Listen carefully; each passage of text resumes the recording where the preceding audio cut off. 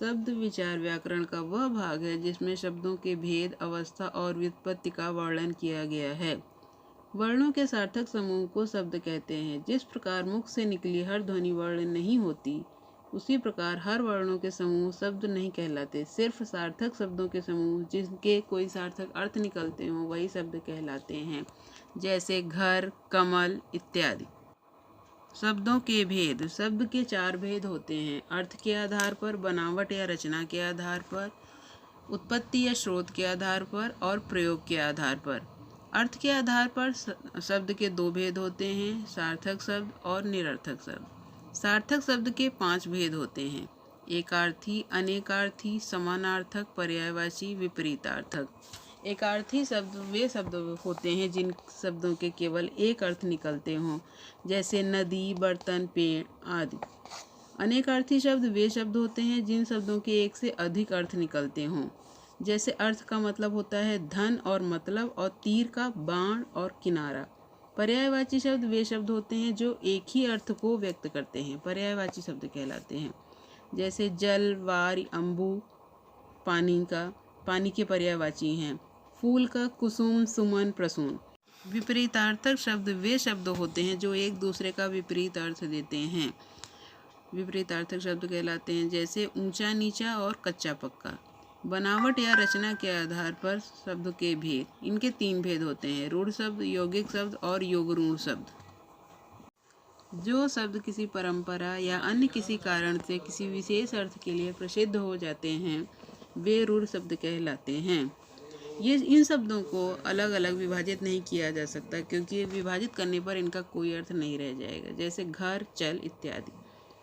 यौगिक शब्द। यौगिक शब्द वे शब्द होते हैं जो 2 या 2 से अधिक शब्दों के योग से बने होते हैं, जैसे विद्यालय, पाकशाला। इन दोनों शब्दों को विभाजित करने पर दोनों के अलग अलग अर्थ आते हैं, जैसे विद्या प्लस आलय, पाक प्लस शाला। योग रूढ़ शब्द। जो शब्द यौगिक होने पर भी किसी विशेष अर्थ में प्रसिद्ध हो जाते हैं वो योग रूढ़ शब्द कहलाते हैं, जैसे गजानन, गज प्लस आनंद इक्वल टू गणेश, रजनी प्लस चर इक्वल टू राक्षस। अर्थात वे 2 शब्द जो एक दूसरे के संधि विच्छेद के बाद तीसरे अर्थ को संबोधित करें वे योग रूढ़ शब्द कहलाते हैं। उत्पत्ति या स्रोत के आधार पर शब्द के 5 भेद होते हैं: तद्भव शब्द, तत्सम शब्द, देशज या विदेशी शब्द, विदेशज या विदेशी शब्द और सकल शब्द।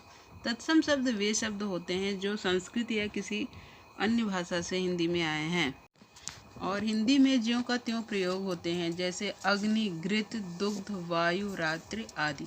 तद्भव शब्द वे शब्द होते हैं जो संस्कृत या किसी अन्य भाषा से हिंदी में आए हैं और उनको बोलते बोलते उनका रूप परिवर्तित हो गया है, जैसे अग्नि का आग, घृत का घी, दुग्ध का दूध, वायु का हवा और रात्रि का रात। देशज शब्द वे शब्द होते हैं जो शब्द क्षेत्रीय प्रभाव के कारण परिस्थिति व आवश्यकता अनुसार प्रचलित हो गए हैं। देशज शब्द कहलाते हैं, जैसे पगड़ी, थैला, पेट, खटखटाना आदि। विदेशी या विदेशज शब्द जो अंग्रेजी से, फारसी से, अरबी से या किसी अन्य भाषा से हिंदी में आए हैं। अंग्रेजी से आए हुए शब्द हैं कॉलेज, पेंसिल, रेडियो, डॉक्टर। फारसी से अनार, चश्मा, जमींदार, दुकान। अरबी से औलाद, अमीर, कत्ल, कलम। तुर्की से कैंची, तोप, बारूद, लाश। पुर्तगाली से अचार, आलपिन, कारतूस, गमला आदि। सकल शब्द 2 भाषाओं के योग से बना होता है, जैसे टिकट घर। टिकट अंग्रेजी भाषा का शब्द है और घर हिंदी भाषा का शब्द है। प्रयोग के आधार पर शब्द के 2 भेद किए गए हैं: विकारी शब्द और अविकारी शब्द। विकारी शब्द वे होते हैं जो संज्ञा, सर्वनाम, विशेषण, लिंग, वचन आदि के बदलते रहते हैं। अविकारी शब्द वे होते हैं जो किसी भी लिंग, वचन किसी भी अवस्था में नहीं बदलते हैं। इन शब्दों के भेद 5 होते हैं। अविकारी शब्द हैं क्रिया विशेषण, संबंध बोधक, समुच्चय बोधक, विस्मयादि बोधक और निपात।